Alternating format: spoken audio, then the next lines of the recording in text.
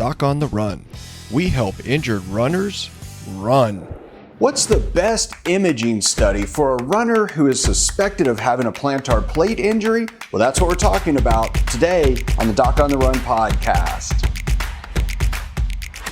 Now, I know if you have been told you have a plantar plate sprain, you're probably already really frustrated because these are really nagging injuries that are very difficult to get better while you're running on them.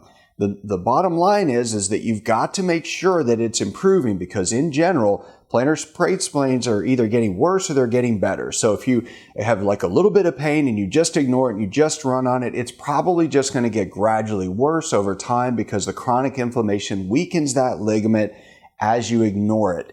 So you can't ignore it. But the trick is that if you are actually training, you're running, and it's very slowly getting better, you're probably going to be okay. But don't just go run and ignore it. This is a high-risk issue. So one of the questions I get all the time from runners is, what is really the best study for a plantar plate injury? Many people think it's an MRI. MRIs are very, I think, overutilized for these injuries. And there are studies, you can look it up. I've talked about this in other episodes. There's a study from Matt Rocket that actually showed that MRI missed the majority of tendon and ligament tears, particularly in chronic injuries like a plantar plate ligament sprain that happened a long time ago. So the longer it's been, the less reliable the MRI is actually going to be. X-rays are also very unreliable because you're only looking at bone. So when doctors get X-rays of your foot and they're trying to figure out whether or not you have a plantar plate ligament tear, you can only see secondary signs of it, meaning that the toe's sitting out of position because the ligament is stretched out and letting the toe rotate upward.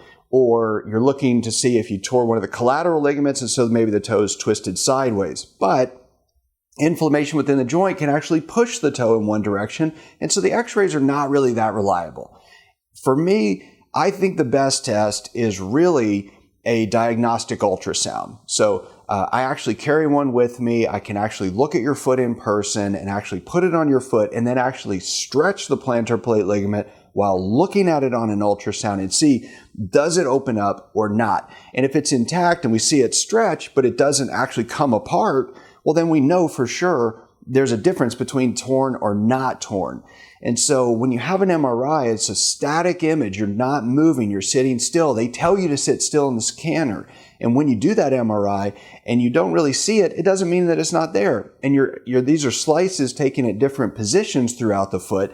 And so sometimes you can miss a teeny weeny tear. Sometimes it can look inflamed, but you can't really tell if there's a tear or not. That's why I think ultrasound is much better. An ultrasound is a live test. You can actually stretch and strain the ligament, and you can really get a much better evaluation of the ligament than I think you can on an MRI. But that also is dependent upon, number one, your doctor having an ultrasound unit, and for them to actually be used to using it and somewhat competent in actually evaluating the images as they're looking at it on the screen.